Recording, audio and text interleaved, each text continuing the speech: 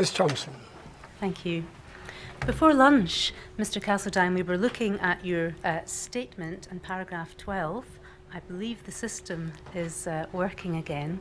So let's bring your statement up, and can we move to paragraph 12, please? Now, I read this out before lunchtime. I'm not going to repeat it, but it might be helpful just to have it on the screen in front of us. And you refer in the course of that paragraph to a statistic. You say, I think the statistic came out some years before I started, was that a minority ethnic police officer was 3 times more likely to be interviewed by their colleagues than a white officer in connection with professional standards. And before lunch, we explored the circumstances in which an officer might find themselves being subject to an interview. You explained it was part of the complaints process, or potentially if they were under investigation in terms of the conduct regulations. But before we go any further, I'd like to ask you a couple of questions about the statistic that you refer to here. Can you tell me anything more about the statistic? Where did you see it? Where did it come from? Who published the statistic? Yeah, it was. We had a meeting with our colleagues of the Black Police Association down in from London, and whilst on a conference with them, it was a statistic that they managed to give us, something they'd looked into, whether it was more towards England than Scotland, but it was a statistic that certainly rang a lot of alarm bells, and we certainly found that looking into statistics within our force itself, it was pretty much spot on. That's helpful because, to the best of my knowledge, and I'll be corrected if I'm wrong, Police Scotland don't keep those statistics. And what I'd like to do is read you a paragraph from Lady Angelini's report on the complaints procedure that was published in 2020. For those sitting behind me, the reference is paragraphs 9.64, 9.65. We don't need to bring this up. What she said in her report was that Police Scotland have confirmed that neither the ethnicity of the member of the public making the complaint, nor the ethnicity of the police officer involved is recorded on the Centurion Complaints and Conduct database within professional standards. Police Scotland have advised the review that they do recognise the need for meaningful data on complaints and misconduct in order that they can better understand any disproportionality in disciplinary and misconduct outcomes for Black, Asian and minority ethnic officers and staff. And they are liaising with the IOPC and the NPCC in an effort to understand the position in England and Wales and build on any learning from there. The Chair also has before him a statement from DCC Alan Spears, which I understand was signed, if not this week, perhaps last week, in the course of which he advises that with regards to the discipline of Black and minority ethnic officers, PSD systems do not currently have the functionality to record this personal data. Therefore, I'm unable to provide accurate information. So it would appear that there's information before the Chair that both historically and contemporaneously that information isn't recorded by Police Scotland, which is why I was curious to understand where the statistic had come from, but you've explained that it came from the Semper counterpart, as I understand it, south of the border. Yeah, I mean, going back to that, statistics may not have been held. However, before it got to that stage where they could be held, it was too late. So what I was suggesting was that it was more likely to go that far, and once it's got that far, regardless of race, creed, colour, whatever, it wouldn't be recorded necessarily. So what I'm saying is you're more likely to, or you were more likely to be disciplined at the lower level, and then once it got to that level, it was just out of our hands, if that makes any sense at all. I think so, yeah. But certainly without statistics, yeah, okay. it's difficult to get a clear picture of Yeah. any disparity or disproportionality in terms of the disciplinary and complaints process. And it would appear to be the case, based on the evidence that you've given today, Yeah. read with Lady Angelini's report and DCC Spear's statement, that the data are not collected in Scotland, but perhaps they are in England and Wales. Okay. Yeah. Can we move on to paragraph 13 of your statement, please? So we'll turn to consider your experience, both your personal experience and your experience through Semper, in relation to this issue that you've identified. You say here, having been on that side and having been investigated myself, I know what it's like. I can see why that was done, but we need to address that and point that out to the police authority, that sometimes where a white police officer would get, look, don't do that again, that would be the comment from the police. If it was the minority officer, it becomes, right, we need to do this by the book, and we can't just slap his wrist and tell him to get on with it. We need to address this properly. Once it was put on paper, there was nothing else that could be done. Often, we were certainly wrongly investigated. I'm not saying that every person really should be investigated, but when it could be dealt with without an investigation, we weren't given that option, so we had to address that. So I want to ask you a number of questions based on this paragraph.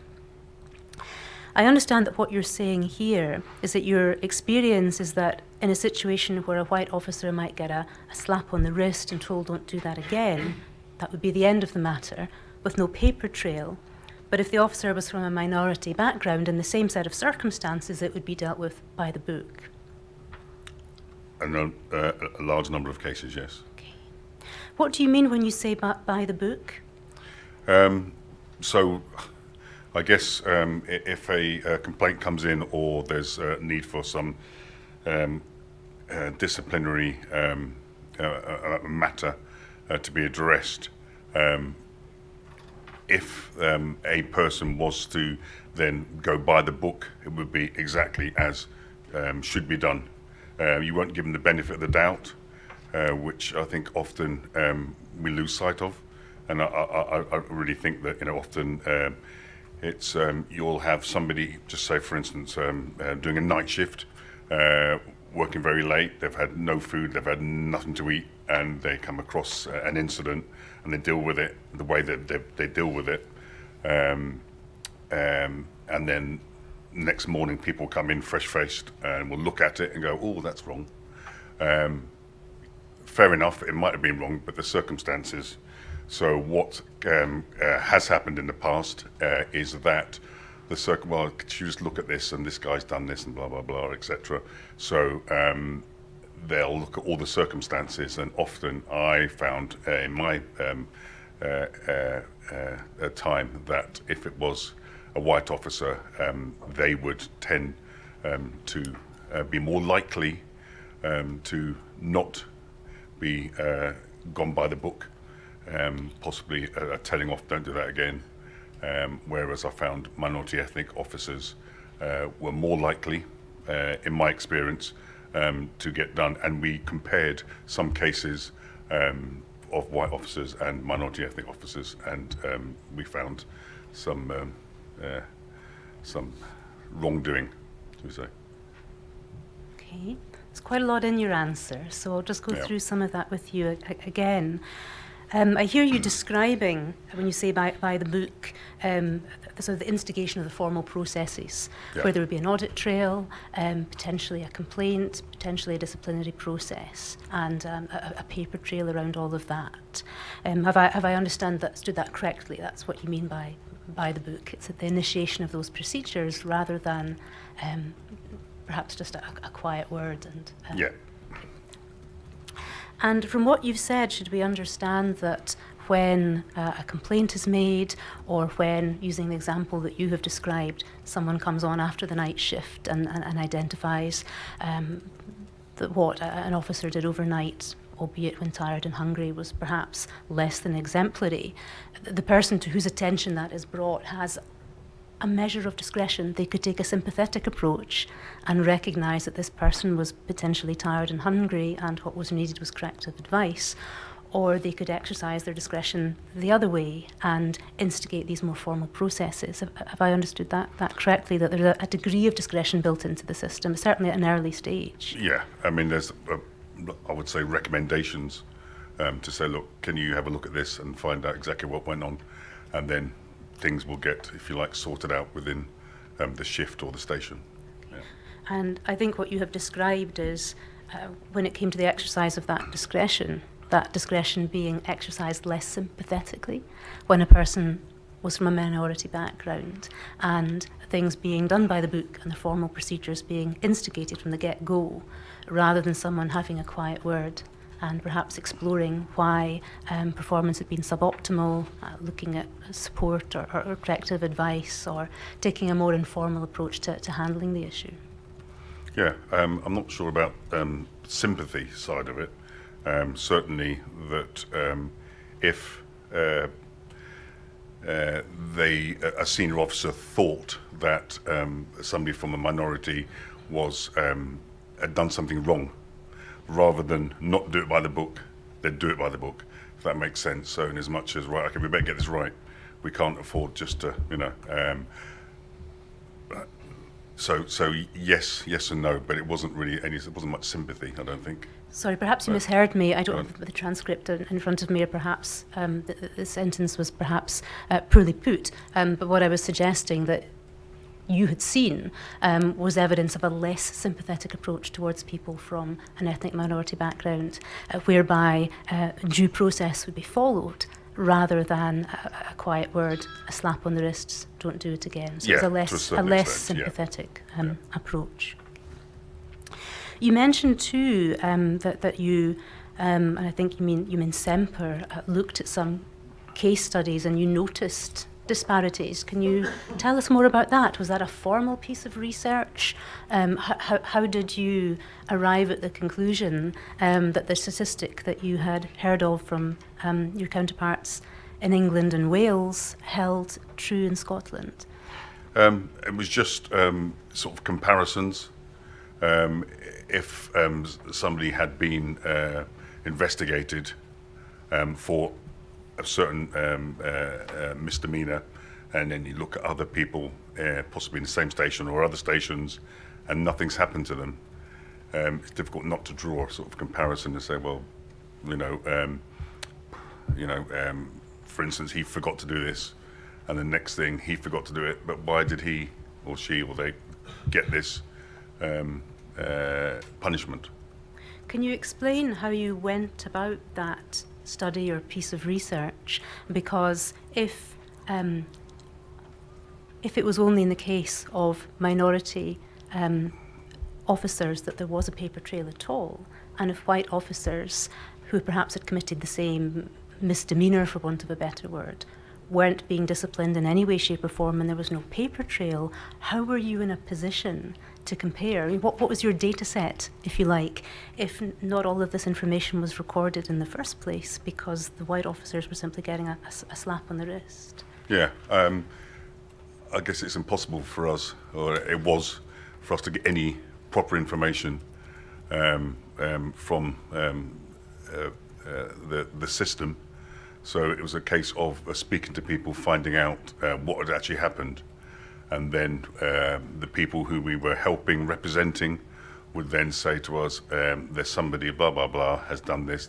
And we would not necessarily take their word for it, we'd have to do some sort of investigation into it. But our hands were tied, there's only so much we could do to get any information at all.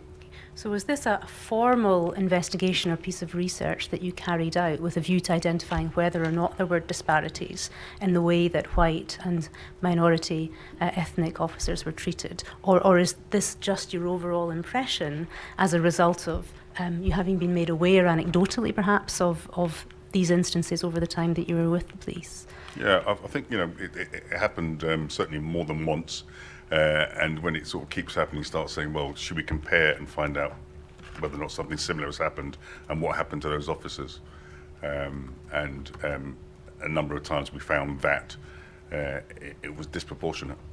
I'm just wondering how it was that you were able to carry out that comparison at all, if there was an audit trail for the minority ethnic officer but no paper trail for the white officer because the white officer got Yeah, a slap on the yeah. wrist. Can you help me to understand what was the basis of this comparison? How did you go about this task? Okay, so for instance, if you're working on a shift in a police station and something happens, people tend to get to know about it. If nothing happens about it, then so-and-so did this and nothing happened. And then you'll hear another story, something will come to us and this person did this from a minority background. Well, it's happened before, why is it suddenly?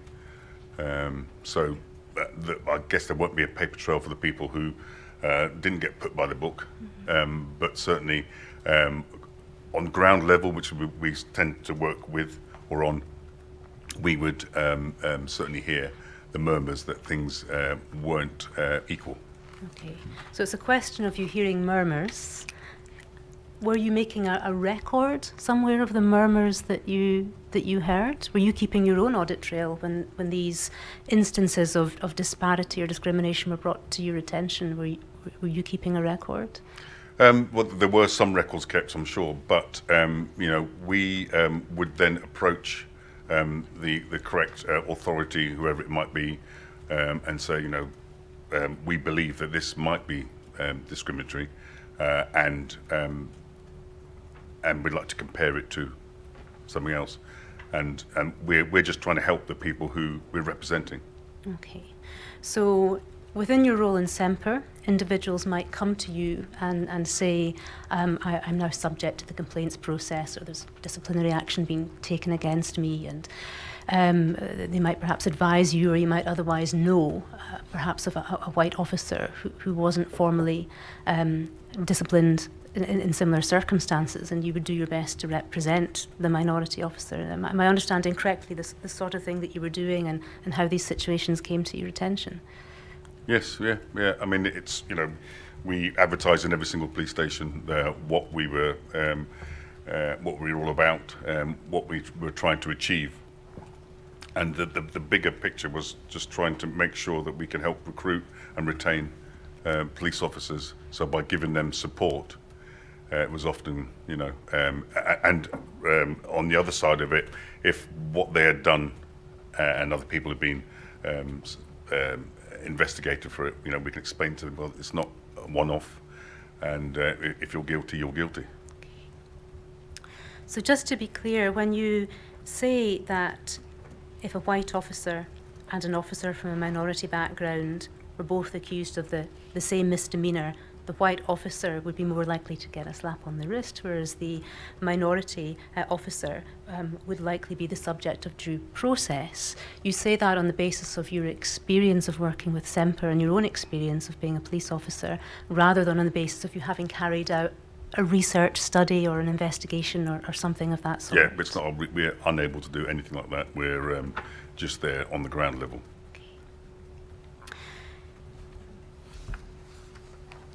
You say in this paragraph, I wonder if we can scroll up a little bit, please. At the very top, having been on that side and having been investigated myself, I know what it's like. I can see why that was done, but we need to address that and point that out to the police authority. Why do you say I can see why that was done? What do you mean by that?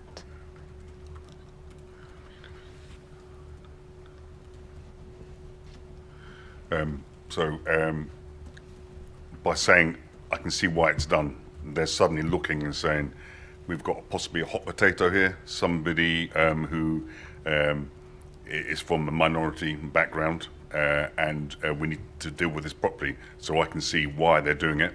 I don't agree with it, or didn't agree with it, so that's my seeing how it's done, and then and then I'm going to say we need to address that and point out to the police authorities, so we can explain to them, say, look, we know why you're doing it, but we need to address this. And how did you address it? By pointing out to the different authorities that these things were going on, giving examples, and just trying to help the officers and the support staff with our support.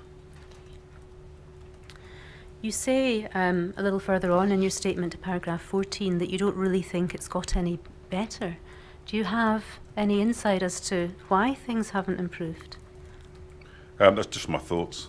I don't think, I've been outside for 7 years now. I've certainly not seen an increase in recruiting or retention. So, but there again, that's just my thoughts. I think this is in relation to the disparity in investigation rather than recruitment and retention. Okay. I think I may have misread your statement, but paragraph 14 follows on from paragraph 13, and in paragraph 13 you've addressed the issue that we've discussed at some length about the complaints and disciplinary process. And then at paragraph 14 you're asked if you feel the issue has improved at all, and you say, I don't really think it got any better, to be honest. Maybe that we're at cross purposes and that you were speaking about another issue, but I certainly read that as following on from the discussion in the paragraph above about the complaints process. No, that's correct. That means, or was meant to mean, that I don't think it got any better, to be honest, in my time in the police. Okay. Not to date. And do you have any insight as to why things didn't improve in spite of the work that Semper were doing and going to the police authority and going to different constabularies to point out the disparities in treatment? I don't know why. No, yeah, and it might have got better in some avenues. It might have been highlighted more, but I certainly wasn't aware of things improving. Hence the reason why we've still got Semper Scotland in place at the moment. You say elsewhere in your statement that when you were the chair of Semper it was a full-time position, but that may no longer be the case, and that you don't think there was another full-time officer after yourself. And I wondered if you felt that there was a benefit to the chair of Semper having a full-time role. I think at the beginning certainly they needed people in place just to make sure that they could attend meetings. We had somebody who worked in the office, and they were full-time, and they were taking on emails, police-related, and would then often have to contact the chair to discuss things.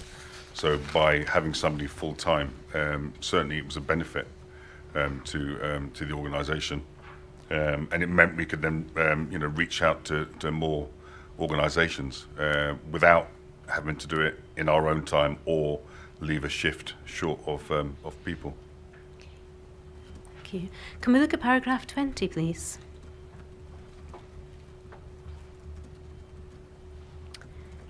Here you are asked, did I experience racism within the police? Yes, I'm pretty sure I did. I've got pretty thick skin, so a lot of it was just like water off a duck's back and really didn't affect me. I can't sit here and say that I wasn't discriminated against, you know.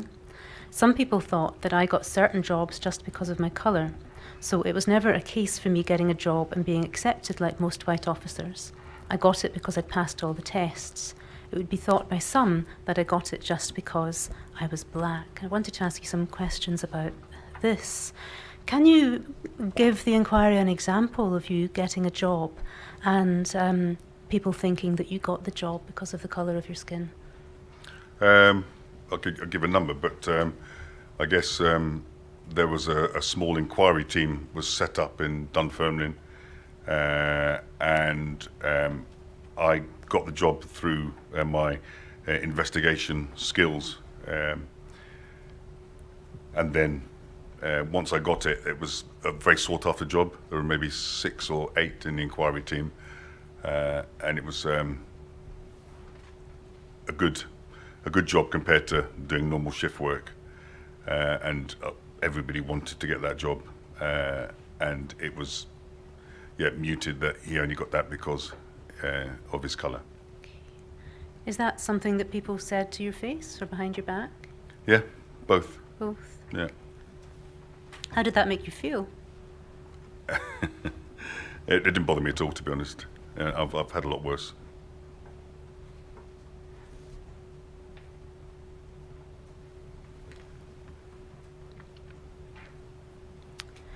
We've heard evidence over the course of yesterday and today from Professor Nassar Mir, who's a professor in sociology at Glasgow University. And in the course of a PowerPoint presentation yesterday, he gave the inquiry a quotation from an HMICS training and development study, in which a respondent to the study, this was a summary of what was said by a number of respondents to the study. Many white officers tell stories of how black minority ethnic candidates get through recruitment easier and are of a poorer quality.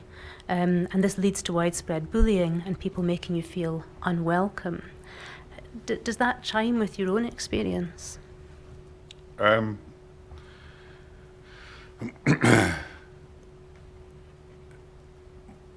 It doesn't, no. I can point to a lot of really good officers from the BME background.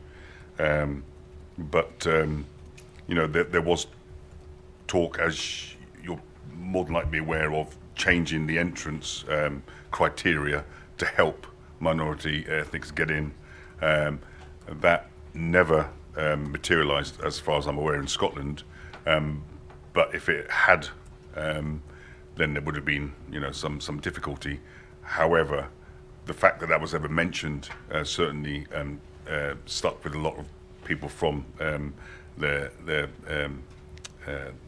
white community, if you like, and then they obviously were thinking that something's happened, and it was just one of these rumour control things. But no, I've never been aware of that.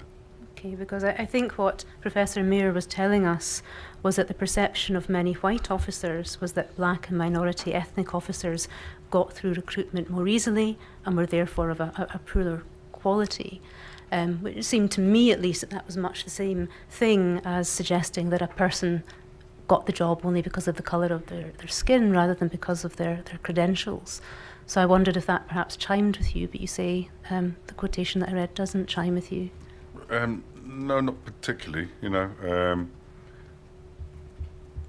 As I say, if they're taking that on, the fact that officers from minority were getting disciplined and were getting in trouble, then possibly they may be looking at those statistics, or but no, it doesn't really sort of chime with me.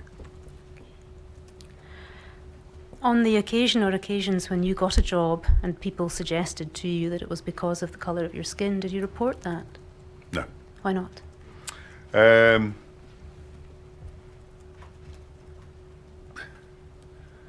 Well, I guess it was my shout whether or not I reported it or not. It didn't bother me. Could it have made things worse? Possibly. And I didn't want to make any waves or anything, so I'm not the sort of person who would run around doing that. When you gave the example of getting the job within the inquiry team and people suggesting to you that you only got the job because of the colour of your skin, I asked how that made you feel. And you said it didn't bother you and that you'd had an awful lot worse. Can you tell us about what experiences you'd had that were worse? I once had a resignation letter put into my pigeonhole, and it was just somebody, and that was quite horrible to have that. So basically, it was just telling me that I should be resigning. And then I'll say it's there's a number of incidents, but something like that is just, I think people may be slightly ignorant when they come out with something like, you only got it because you're black. Let me ask you more questions about the resignation letter. You said it was a resignation letter in your pigeonhole, someone telling you to resign. Was it written in the first person, I, Paul Castledine, hereby tender my resignation? Or was it a letter from someone to you suggesting that you should resign? So there are letters of resignation, or there were, back in the 90s, amongst all the different drawers of paperwork you could get a form out of. Mm-hmm. And that was one of them. It was taken out and put into my... And had it been completed? No. So it was a blank, if you like, pro forma resignation letter. Yeah. Okay. And that was put in your pigeonhole. Yeah. But there was no writing on it. No. Are there other examples that you might wish to share?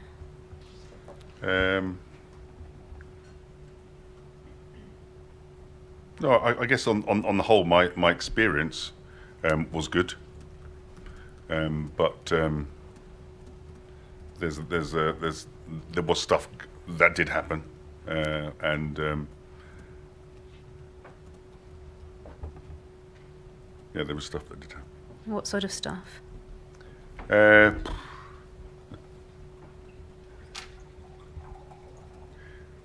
There was incidents where I would be asking for possibly backup, and it didn't arrive, and whether or not I was just taking that as a personal thing. But I guess this was in the early days, more like the early 90s. But yeah, and I took that personally. Okay, why did you take that personally? Just because I would have expected everyone to be working together. I came from a military background where if somebody was in trouble, you wouldn't question anybody asking you for help. And the police was a different job. And did that happen once or more than once? It happened a few times for me. Okay. Did you ever query why you hadn't been provided with backup? No. Okay. And to your mind, did it have anything to do with the colour of your skin, or was it unrelated? I don't know. I'm just surmising this. And returning to the resignation letter that you found in your pigeonhole, did you know who sent it or who put it there? I've got quite a good idea, yes. Were you able to confirm who it was, or is it simply the case that you've got a good idea who it was? Well, there was only about 6 or 8 of us on the shift, and I could have ruled out quite a few of them. Sorry, I didn't catch what you said there. I could rule out a few A of few them. of them, okay. And did you, in your mind, make an association between that letter and the colour of your skin?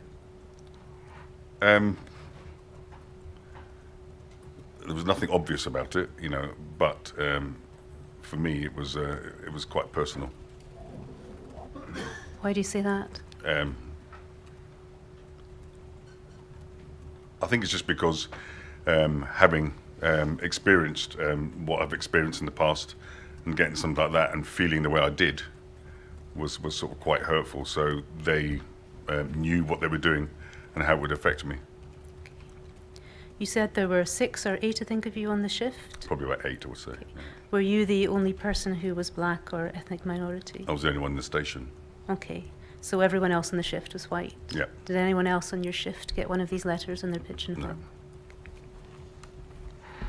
Can we move on to paragraph 21 of your statement, please? Here you say, there was that sort of side of it and some resentment as well, but I do believe that the Fife Police and latterly Police Scotland did try to do their best to eradicate any racism within the police force. When I mentioned earlier about being complained about and then being investigated, they did think or feel it was really important that somebody from minority would have to go down on paper, and once it goes down and makes a paper trail and is reported, as opposed to the slap on the wrist, that was a problem. I found myself on the other side of that quite often, unfortunately, but looking back, that's the way it went. Yes, I do think there were problems, but that was something we were trying to address. So are you saying here that you yourself were investigated by professional standards in circumstances where you think a white person wouldn't have been investigated? So when I say investigated, it's just going that stage to get to the investigation. Mm-hmm. So yes. Okay. Can you give us an example of that? Yes. Yeah. So I was working on a back shift, and we got a call to a domestic, and this particular person was a serious domestic. He was brought into custody, and he was searched and locked up. And if towards the end of our shift, rather than us staying on, we'd then hand it on to the night shift. This was before CCTV was brought in. this individual suggested that he'd been struck by the black officer, and it was difficult to find out who that person was. And the time was given us at 9:45, and I'd left the station well before then. My defence was that I wasn't in the station at the time, and that could have been verified. I think it was about a year. It was a year later that I eventually got told we're taking no action, and that was investigated thoroughly. They even went down south to speak to the person who had moved to get some information. But that was a year of not knowing what was going on, and I hadn't done it. I wasn't even on duty at the time, and that's one example. Okay, so that's an allegation of assault, Yeah. which is a more serious allegation. Were there other perhaps allegations that might fall into the category of misdemeanours, the sort of things where you say there might be a disparity between whether due process would be followed or whether someone might simply get a slap on the wrists and told not to do it again? I assume, and you'll correct me if I'm wrongly, that if a person makes an allegation of assault against an officer, whether that complaint is well-founded or not, it's the sort of thing that would be investigated rather than the officer simply being given a slap on the wrists and told not to do it again. If it could be proven that there was no substance at all, then it's a complete waste of time. For instance, that officer wasn't on duty then, so he didn't do it. Nobody else was investigated. So that particular one, it could have been got rid of easily. Sorry, what was the question again? I just wondered if there were other examples that you could give us of cases where you were investigated, where your belief is that a white person wouldn't have been investigated had they found themselves in the same situation as you.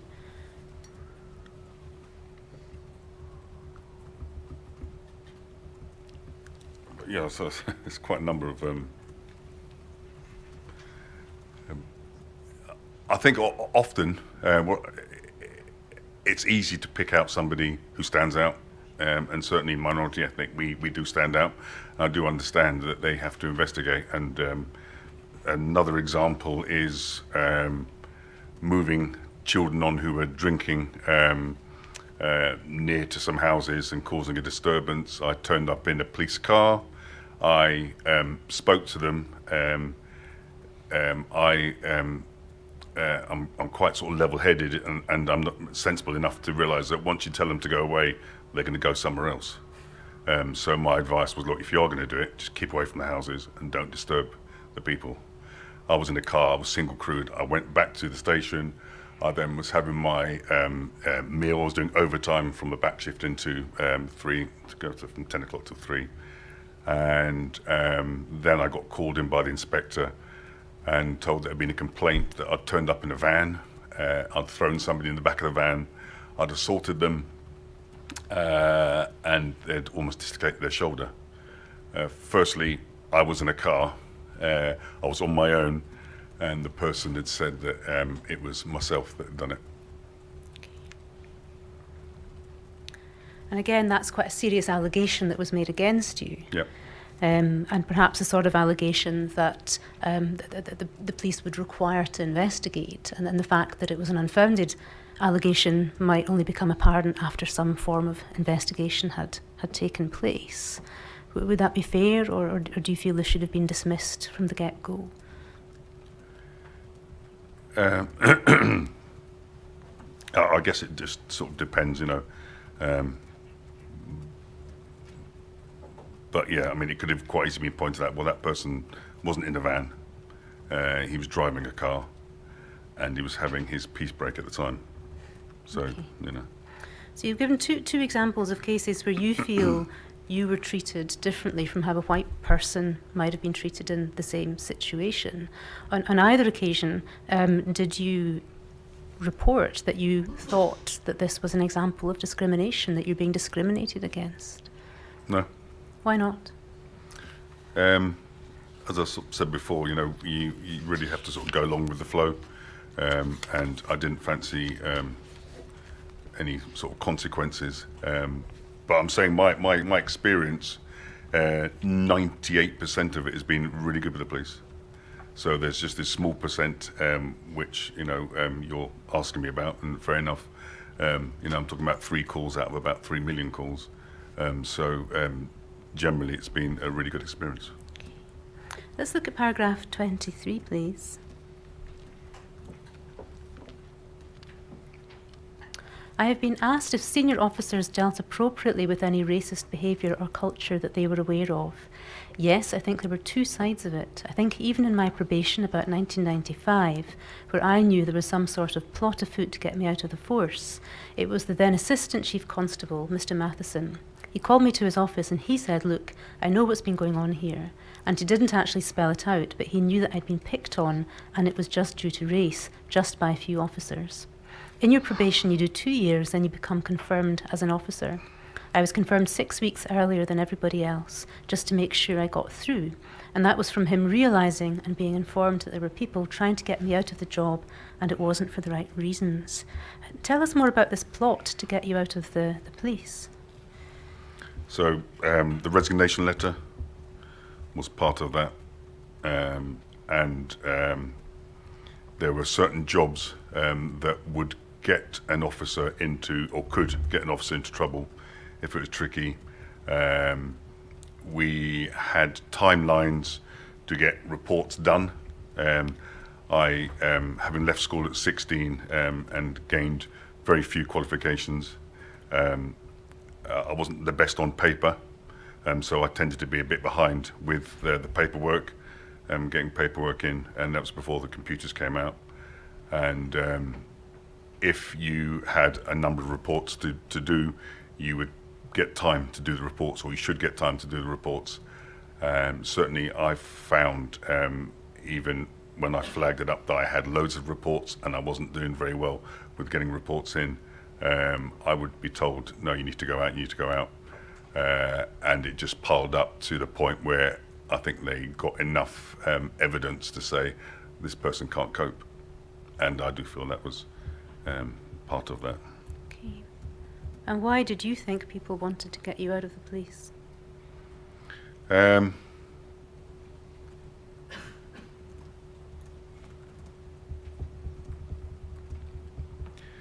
don't really know 100%. I can't put my, if I said they were being racist, then, it's a possibility, but, there's an element of racism in every sort of organisation anyway. But it was maybe a coincidence that I was the colour I am and that I was getting picked on at that time.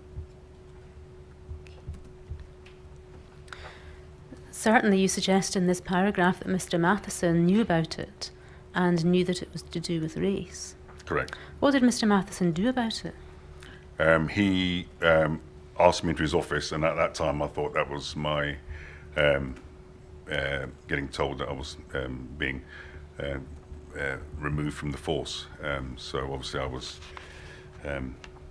quite anxious, and he said, in you come, Paul, shut the door, which I did. And then he came up with this statement, I know what's been going on. And he then pulled out a confirmation form and just wrote out, confirmed it straight in front of me, and then said, you're now confirmed. But what did he do with respect to the behaviour of those who were trying to get you out of the force, the people who you describe as picking on you? I don't know directly. I mean, these are people who were more senior to me, not just in years, but in or service, but also in rank as well. There were a few people moved. Were they subject to disciplinary No. proceedings? Did you report them? No. Did you make a complaint about this at all? No. And to your knowledge, did Mr. Matheson do anything about it to address their behaviour? I don't know.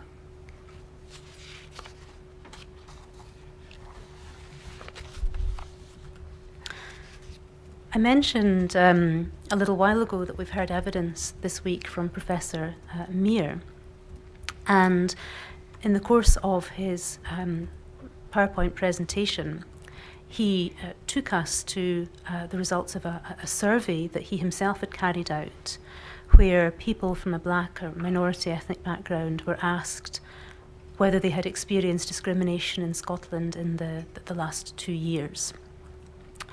And in the context of discussing the results of that survey, Professor Mayer said to us, the other thing that's noticeable in this data set is that about 60% of the people who reported it said they'd done nothing about it. So if it happened in the workplace, they didn't report it to a line manager. If it happened in an educational setting, they didn't report it to a tutor. If it happened in the street, they didn't report it to the police, which tends to suggest there's a normalisation of relatively low levels of reporting of experiences or perceptions of racial discrimination in Scotland, which is quite striking. And he was asked by senior counsel to the inquiry, when you say normalisation, what do you mean? He said, I mean managing it, coping with it. He was asked accepting it, and he replied navigating it. He was asked doing nothing about it, and he replied making sure it doesn't intrude on their life in a way in which it becomes everything.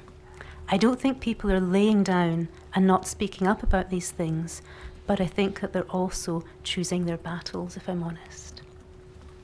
Is this the sort of thing that you have been describing when you said in your evidence earlier that it's your shout whether or not to report what you perceive to be an instance of racism, racial discrimination, that sometimes it didn't bother you, could make things worse if you reported it, that you didn't want to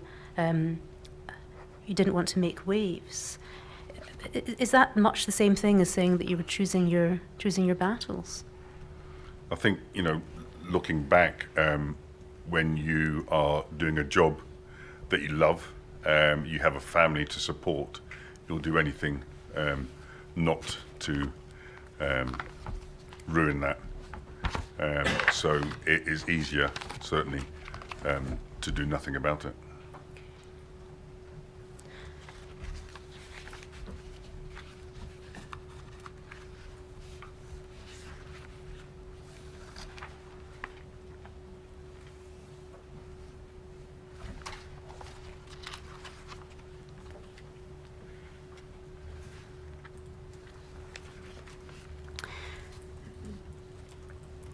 We've already discussed Lady Angelini's review of complaints handling in 2020, and in her report she recorded that some officers and staff experienced discriminatory conduct, attitudes, behaviours and microaggressions, both internally and externally, in the course of their duties. We heard that many of these incidents go unreported, even though some of these behaviours constitute misconduct, and that there was a reluctance in those Black, Asian and minority ethnic officers to report for a fear of being characterised as playing the race card. Is that something that you can relate to? I have to say that certainly in my experience that it wouldn't necessarily be the victim or the alleged victim who would make a complaint. It was often the colleagues would say that's out of order and it would be reported. I guess if people were to make a comment, it would need to be out of earshot of other people, because often certainly police officers who maybe wanted to go places, it sometimes looks better if they're then sticking up for, and rightly so, for officers who are being bullied. So it's something, as you say there, I don't think it's the individual necessarily always reports. It's sometimes encouragement from others to report it. Certainly in this day and age, anyway. Okay. Can we look at paragraph 26, please? Before we do that, you've described the colleagues of a person who was perhaps on the receiving end of racism or race discrimination, being encouraged by colleagues to report the matter, or perhaps their colleagues even reporting the matter on their behalf. Yeah. Did you yourself ever receive that encouragement from colleagues, or did they ever report an instance of racism in which you were the victim? You made no complaint, but they did on your behalf. Yeah. Can you tell us about that, perhaps provide an example? I say it's to pin down an actual example would be, I think, difficult, because often when I was then approached and asked about the situation, and it was almost like myself reporting it and then putting my head above the parapet and saying, I want to make something about this. So I don't really have examples. I think I'll give you off the top of my head exactly. But certainly there were people who would take umbrage to something that happened. Certainly out with the police station, that would be a bigger issue where they did certainly make sure that it was reported that something had happened. Within the police station, they'd maybe mention it, and I'd be pulled in and spoken to about it, and asked if I wanted to make anything of it, which was almost the same as me reporting it myself, so it was difficult. Let's look at paragraphs 26 and 27. I have been asked how I would describe the culture within Fife Police around 2015 and if the phrase canteen culture has any meaning for me. It certainly changed a lot by 2015. I used to shy away from any of that stuff. I do like a laugh and a joke, but when it's at the expense of somebody else, then it's not really funny. People have got different tolerances to these sorts of things. The canteen was a place where basically you were able to relax and you'd be able to let off steam a little bit. And if comments were made, we were actively encouraged to report it. There was a lot of reporting going on. If somebody was making comments and it offended anybody, they were chancing their luck, because there was always a chance, certainly back then, that somebody would report you and that would be the end of it. There might have been a small culture of it, but I don't really think that it was wise for anybody to be involved in that. I don't think it really happened, and if it did happen, then there was people who were looking to further their careers who would happily go and tell one of the senior officers, this is what I heard. So you say that the canteen was a place to relax and let off steam, and that if anybody said anything offensive, they were chancing their luck. When you refer to offensive comments, would they include things like racist comments, racist jokes, tropes, things of that sort? Yeah, racist, sexist, whatever. Yeah, I mean, it was, yes, yeah. And was that type of language in the canteen, was it tolerated? Was it condemned? Condemned. Towards the end of my time, right at the beginning, when I, in the 80s, when I was in the His Majesty's Royal Marines, and then when I first joined the police, it was, well, everyone smoked.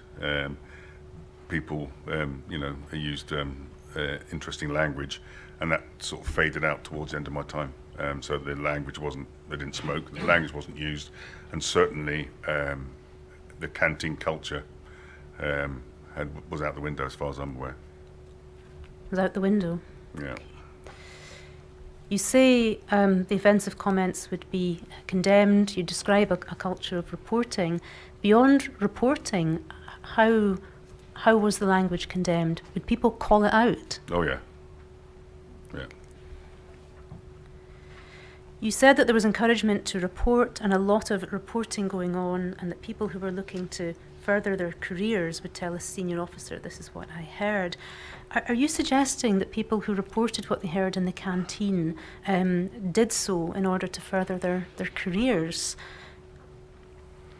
I think it made them think they were gaining favour for doing these things, and they were certainly, in my experience, ambitious to climb the ladder, and certainly that sort of thing being made out to be not tolerant of any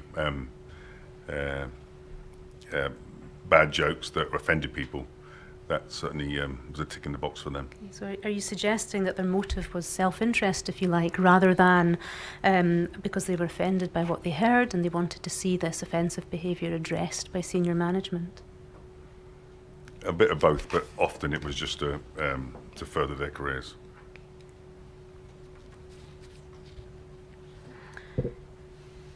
You say in paragraph 27, there might have been a small culture of it. I don't think it really happened. And you also said in your evidence that the canteen culture was out of the window as far as you were concerned. Okay. What do you understand to mean by canteen culture? When I first joined, there was a culture of just if you were the newest recruit, for instance, you would come in and you would make the tea, you would make the coffee, and you would wash the cars, and it was almost like an induction. But also you would then get all the bad jobs, and you would often get bullied. That's certainly out the window. There's no such thing. It doesn't happen anymore because people are more likely to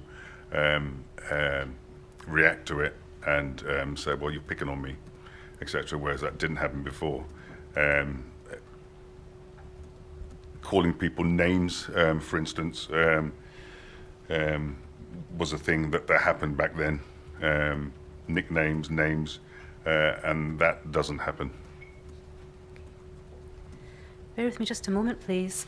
Sir, I'm mindful that it's now 3 o'clock. Well, we'll take a 15-minute break.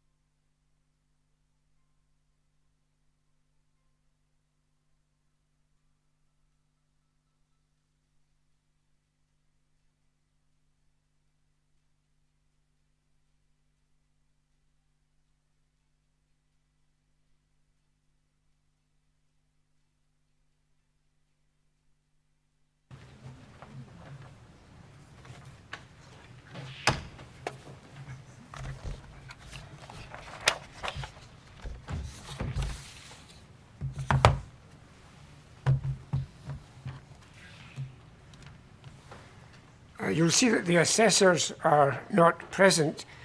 Because of expected traffic congestion on the way to the airport, they've left early to catch their flight to London.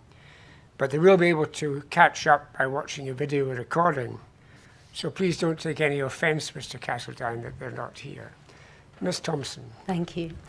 Mr. Castledine, can we now look at paragraph 28 of your statement, please?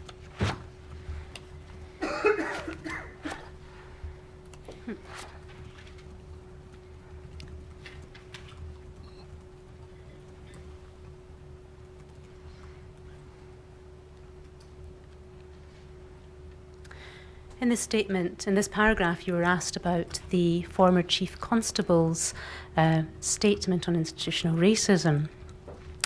I've been asked about the statement made by the then Chief Constable, Sir Ian Livingstone, who talked about institutional racism within Police Scotland. I thought it was a stupid comment to make, to be honest with you. I don't know whether he made it under duress or whether he thought it was a good idea or it would get him out of some sort of trouble. I really don't think that's something that anybody should have said, and I don't think it's a true fact. It's a massive statement to make, and I think he was just on his way out. He left shortly after that, and why he made it, I've got no idea. That was maybe his opinion, and he was told to say it. That's only my thoughts. We need to build things, and I think Police Scotland have built, certainly over the years, it's got better, but institutional, I don't know. I don't agree with that particularly. Now, Mr. Castledine, you have given evidence today before the inquiry of your lived experience as an officer within Fife Constabulary and more recently Police Scotland. And you have told the inquiry that even as a probationer, there was a plot to oust you from the service, that a resignation letter was put in your pigeonhole. Nobody else received a copy of that pro forma resignation form. Your boss dealt with the issue insofar as he signed you off 6 weeks prematurely, but to your knowledge, the actual behaviour wasn't addressed. You've given evidence that on a number of occasions, and you gave us 2 examples, you have been subject to the complaints or disciplinary process in circumstances where you feel a white officer wouldn't have been, and on one occasion the matter wasn't resolved for a year. And you've also given evidence before the inquiry that on a number of occasions you found yourself in a single patrol vehicle without backup, and you contrasted that experience with your experience in the Marines. In fact, I understand that the motto of the Marines is no man left behind, and you expressed surprise at being treated that way as a police officer. So that is your lived experience condensed into an hour or so of evidence this afternoon.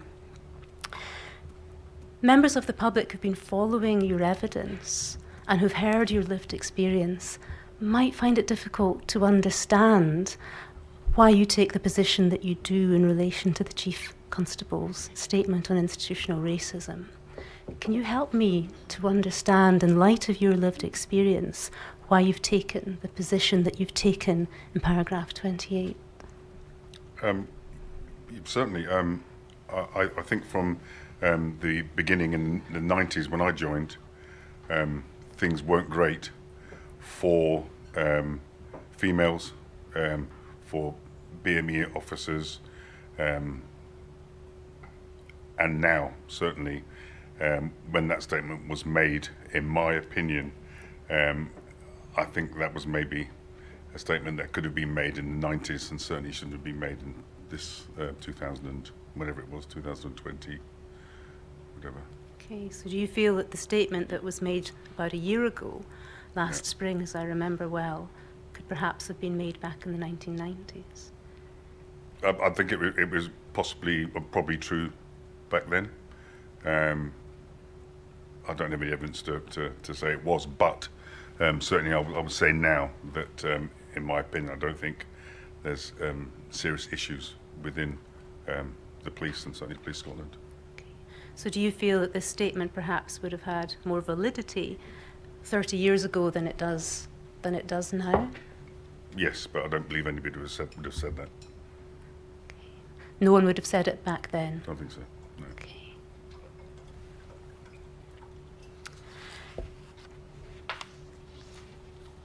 Mr. Castledine, the issues that we have been discussing today, your lived experience of race discrimination with the police, are these issues that you've ever spoken to your family about? Yep. To your friends about? Yep. Are they issues that you find easy or difficult to discuss? Very difficult. Have you found giving evidence an easy process? No. I'm going to move on to something else. I want to ask you some questions about Alan Payton. And let's start by looking at your statement again, and then I'll ask you some follow-up questions. Can we look at paragraph 16, please?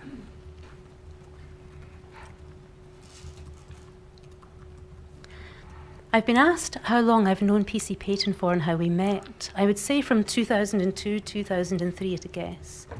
Around that time, I moved to Glenrothes, and we were on the same shift just about straight away, and we worked together for a good few years in Glenrothes. I then went off to do other stuff. He went off to do other stuff. We worked together again later on. I think he diversified, CID or something like that.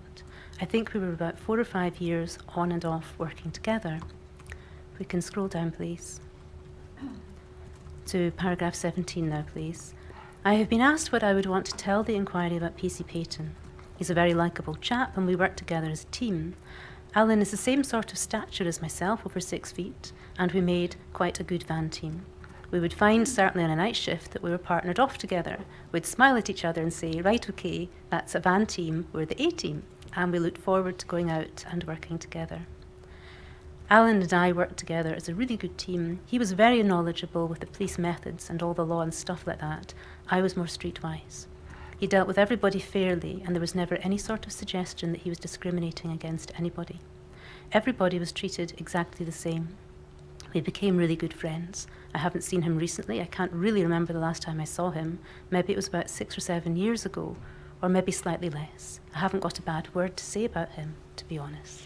So I want to ask you some questions based on these paragraphs. You explained that you worked together on and off for a period of 4 or 5 years, and that you were on the same shift at Glenrothes just about straight away, and that was back in 2002, 2003. Yeah.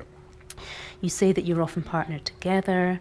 You each then went off and did other things, but you worked again later on. Do you recall when it was that you worked together later on? When I went to Semper, Scotland for the year, I then came back and was put straight back into Glenrothes. So years-wise, I don't know, but we certainly were. I think he was on a different shift. Our shifts would overlap, so either I would work with him on overtime or he'd work with me on overtime. So in any event, you had 4 or 5 years on and off working together in total. When did you last work together? Do you recall? I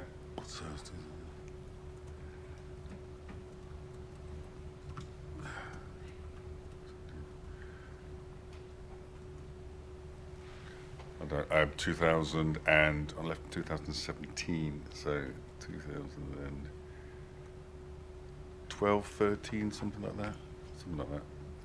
I really don't remember 100%. So it may not be important. I'm just trying to get a picture of how often you worked together and when you last worked together. You say that you were often partnered together, and that would be as response officers. Is that right? That's correct. Yeah. In Fife. And you say in paragraph 18 that you made a really good team. What made you a really good team? I think it was just a combination of, he was very knowledgeable, as I say, and I think just the combination just worked together. If you've got two people who both think they know everything about the law, then you've got a problem. Whereas I would, I'd be the one that would sort of take the lead from him, and I'd be able to do. I was more streetwise, I guess. He would tell me what I could and couldn't do, I guess. We just gelled well together. And there were certain people you didn't like to work with, or you could, and some people you couldn't. Okay. And what sort of calls were you sent to go to together as response officers? So response, and certainly in the van, it was normally, if the van was called up, it was something reasonably serious. And the van's job used to be as backup. So if a car was sent to a call, we would then just follow up and saying that we're just as backup in case things got a bit, because if there's, for instance, somebody requiring transport back to the police station, it's always safer to be in a van than it was a car, so we'd provide that transport.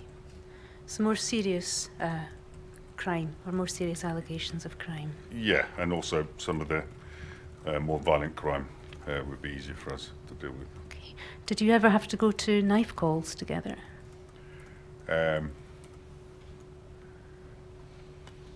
Say knife calls. By which I mean a report, say from a member of the public, that someone is in possession of a knife, potentially in a public place. Did you ever have to go to that sort of call?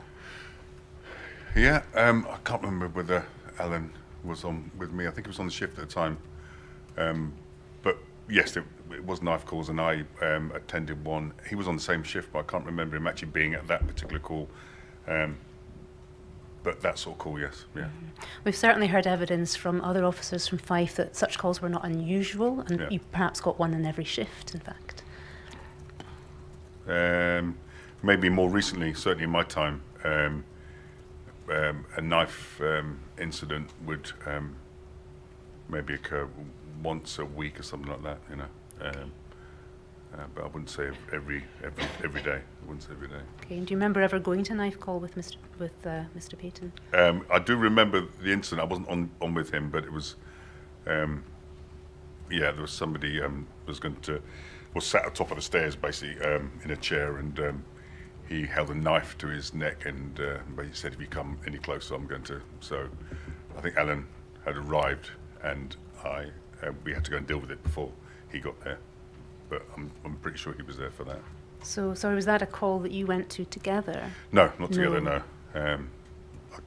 don't recall a knife incident off the top of my head. So I'm interested in the example that you've just given. That was a call that you went to. Yeah.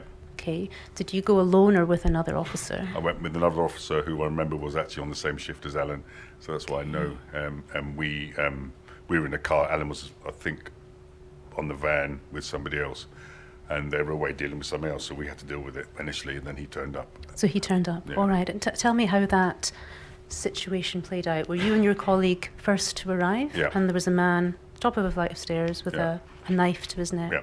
Okay. What did you do? We just crept up the stairs and kept talking to him, and eventually managed to disarm him. And then he was he needed help, so he was initially taken back to the police station, and then we got the medical doctor out to come and assess him, but nobody was hurt. You said you crept up the stairs and kept talking to Yeah. him. How did you establish a dialogue with him? You're normally trying to find something a little bit in common. So, for instance, if you see a football flag or a scarf or something, and you realise that that's their team, you'll maybe make some mention of a team.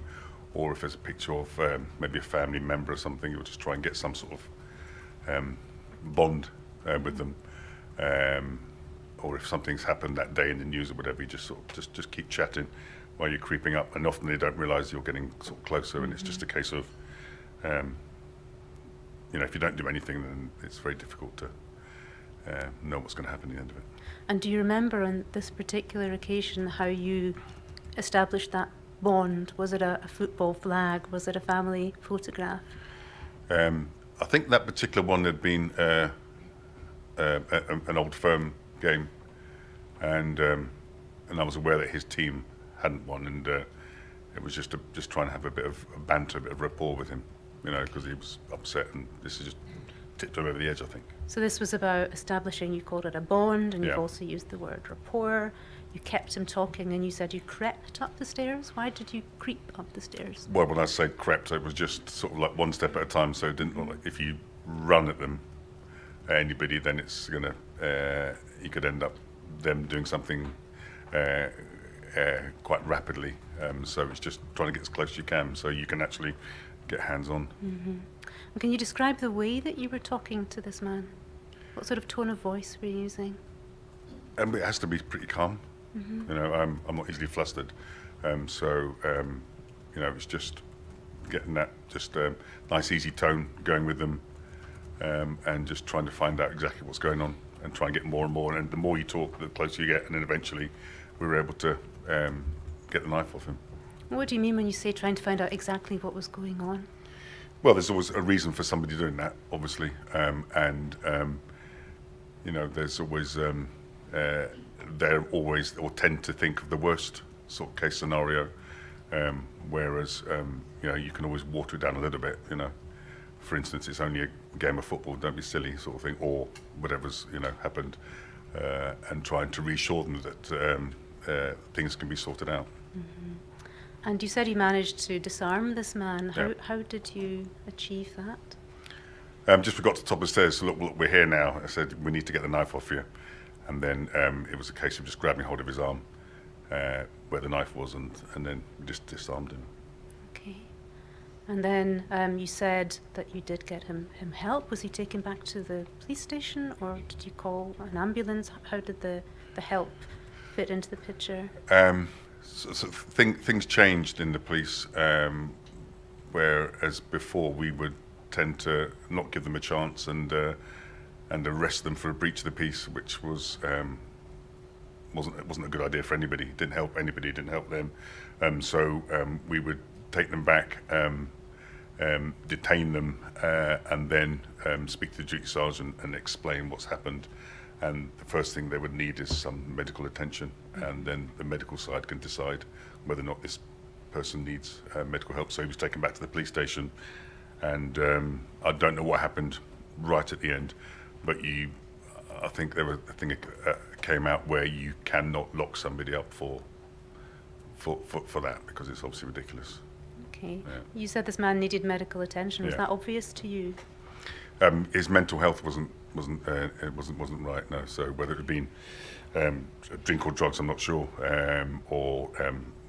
but certainly he needed some help. Yeah. And what were the red flags that you were picking up on that were telling you that there was an issue with his mental health? Well, obviously the fact he had this knife to his neck, and then his speech was quite slurred. He became aggressive, and then would then stop being aggressive and would calm down, and so he was just fluctuating his demeanour. That gave us a bit of time to approach him, and then so it was obviously something was wrong. Okay. Now you mentioned that you got there first, but that Alan Payton also attended this call. Do you remember at what point he arrived? Just to take the person away. So we got him down the bottom of the stairs, and everything was actually quite calm after that. It seemed just sort of as if, you know, and then he was placed in the back of the van and taken back. So Mr. Payton arrived at the point that you had disarmed this man, and had you already got him down the stairs? Yes. Okay. So very much at the tail end of the Yeah. incident. So what part did Alan Payton play in this incident? What involvement did he have after he arrived? Just taking him back to the station, and depending on whether we had to get statements, I don't think we did. I think we went straight back and we dealt with him. So the van would drop the person off in the backyard. Once the reporting officer turned up, we would then get out of the car and escort them and then the van would go off and go and do. So did this man, was he taken back to the station in Mr. Payton's car or in your van? I think, I can't remember who was in the van, whether Alan was in the van or not. This was some time ago, but I'm pretty sure Alan was in the van with somebody else and I was in the car.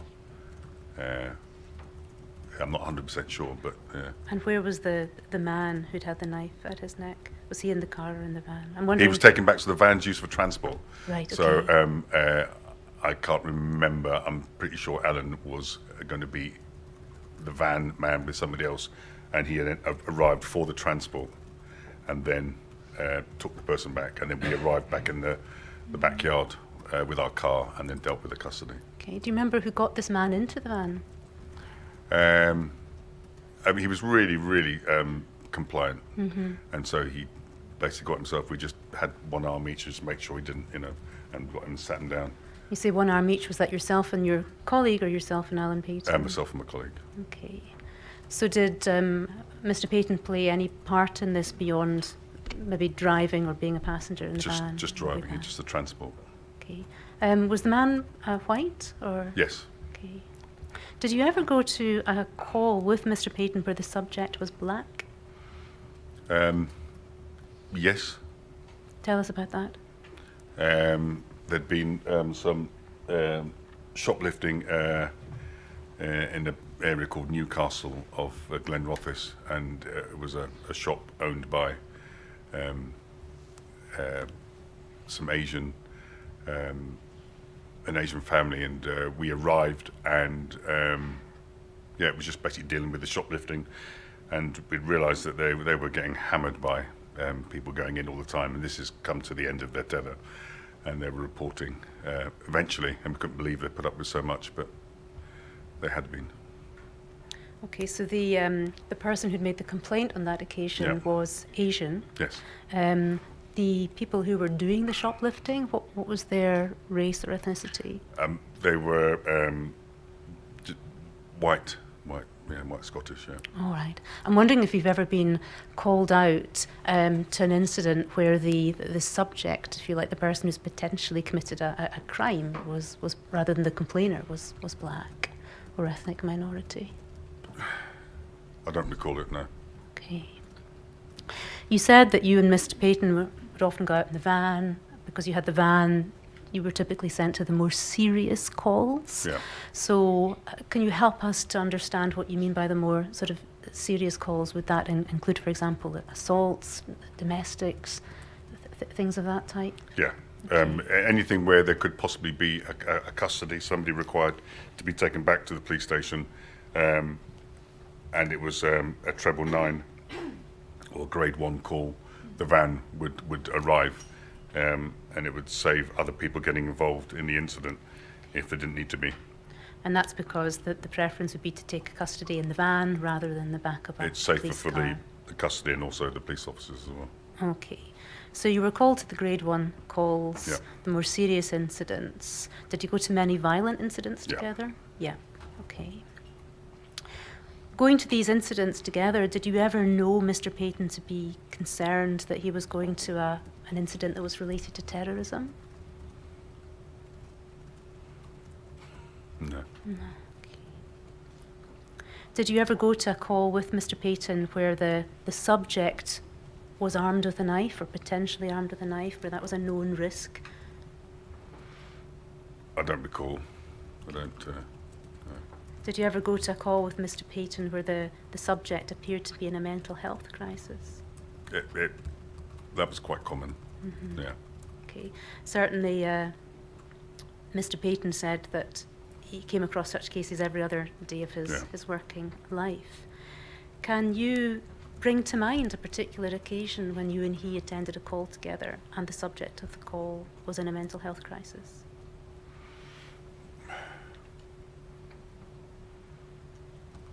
I don't think I could really sort of pinpoint, unless something's really major has happened. If it's an everyday call, which tended to be, I don't recall anything, an individual case, no. Okay. Do you recall ever seeing Mr. Payton use his baton? No. Using his spray? No.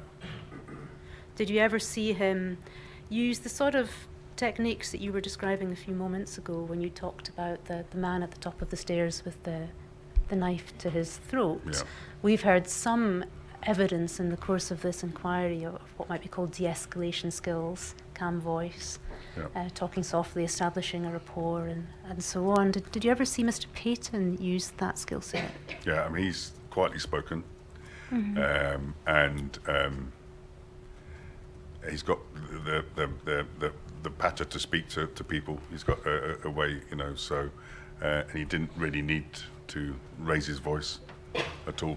I'm generally loud, but he was certainly quite sort of calm and collective, and he knew, what the procedure was, and he was capable of talking to people. Okay. You say he didn't need to raise his voice. Did you ever hear him raise his voice? Don't recall him at all. He's very softly spoken, no, he didn't really need to. But I think because of his size as well, and his appearance, certainly people would think twice about, but sometimes a calm voice and a bit of direction is better than shouting at somebody. Mm-hmm.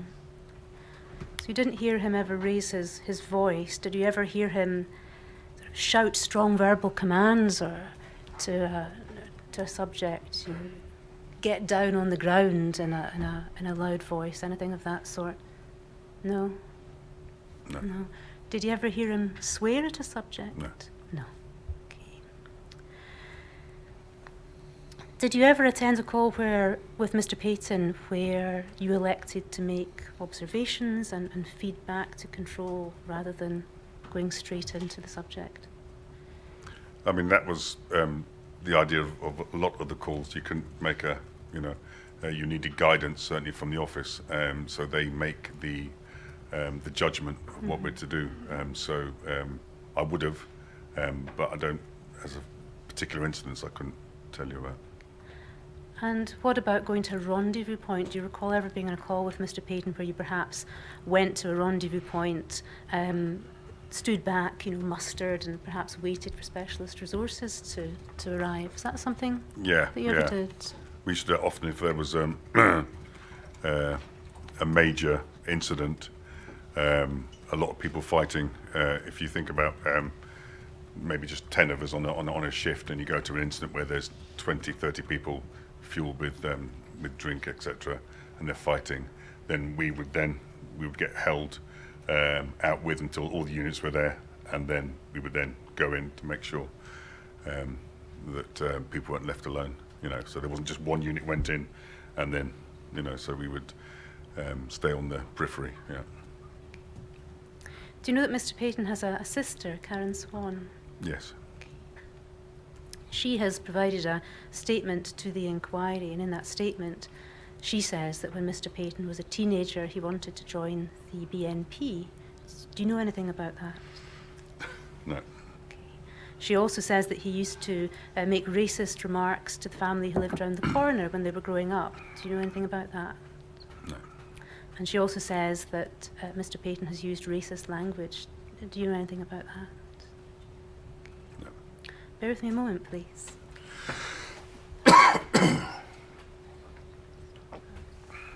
Rachel. Thank you, Mr. Castledine. I have no more questions. Okay. Are there any Rule 9 applications, Ms. Mitchell? And Mr. Castledine, I wonder if you would withdraw to the witness room while I hear a submission.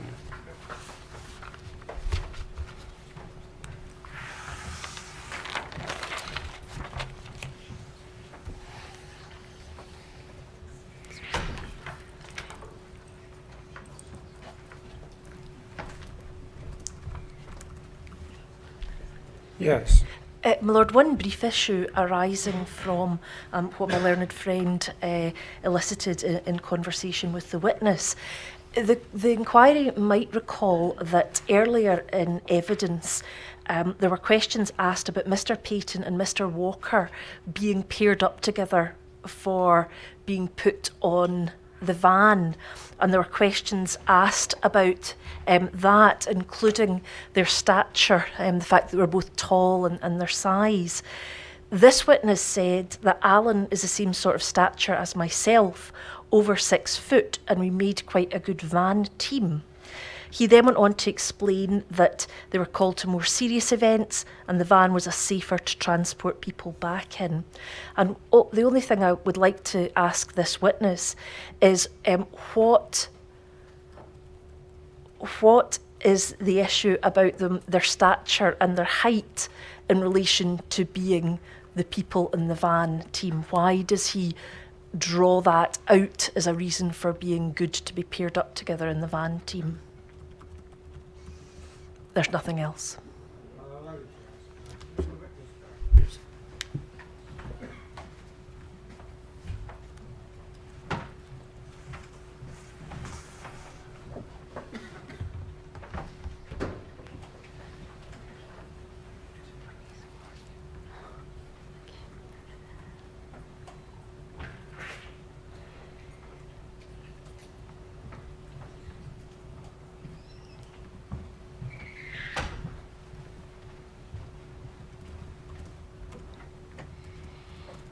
Mr. Castledine, Ms. Mitchell KC, who represents the families of Shekulbayo, has a matter for you. It's just one issue that I want to ask you about, and it's about the van that you've made some comments about in your evidence. You explained to us that the van was called for more serious events and that it was a safer mode of transport to transport people back to the station if you had arrested them. What you said in your evidence and what you said in your statement was that Alan is the same sort of stature as myself, over 6 foot, and we made quite a good van team. What I would like to explore with you is, why is it that you're referencing your height and your stature in relation to the van? What is it that you've made that connection? Certainly, when I first joined the job, the van crew was given to the 2 biggest people on the shift. And why was that? Because we were to deal with major incidents. So if there'd been a fight in a pub, the van crew would have to go and deal with the fight in the pub. And I guess it was more of a deterrent. Things have changed, moved on since then. And I was of the sort of old school opinion that if we had a big van crew and they turned up at an incident and they stepped out the van, people are going to think twice about doing anything. So it was more of a deterrent than anything else. And generally, we were more able to deal with the incident just through sort of size. Okay, and that it might be obvious why that is, but can you explain to us why, if there might be an incident which is of a serious nature, your stature would assist you in that regard, your size and your shape, other than a deterrent? Yeah, I think really we were able to, as I say, be a deterrent, and tended to be stronger than the smaller people in the shift, and they had their strengths and weaknesses, and I think the strength for the van crew was just having the size and the physical ability. And you say that was, you paired up, they were usually paired up. Did that pairing continue as a van team throughout your career? No. What changed in that regard? Just change, just society changed. Why should those 2 or the 2 biggest people be on the van? And actually transpired that it was it wasn't necessarily the right thing. I think it was just old school in the 90s where it was, and then I think there was a time where females weren't allowed in the van, and I think they've realised over the years that actually females can be a good calming influence in an incident.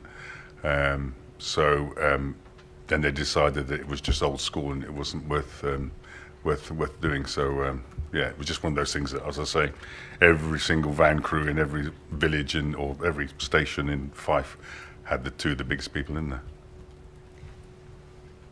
Whilst I'd like to make follow-up questions, I don't think they're relevant. I'm sorry? I don't think they're relevant, the follow-up questions I would be very asking well. about That's you race finished. issues. Yes. Thank you. Well, Mr. Castledine, thank you very much for coming to give evidence to the inquiry. I'm very grateful for your time. We're going to adjourn now, and then you'll be free to go. Okay, thank you. Inquiry will now adjourn.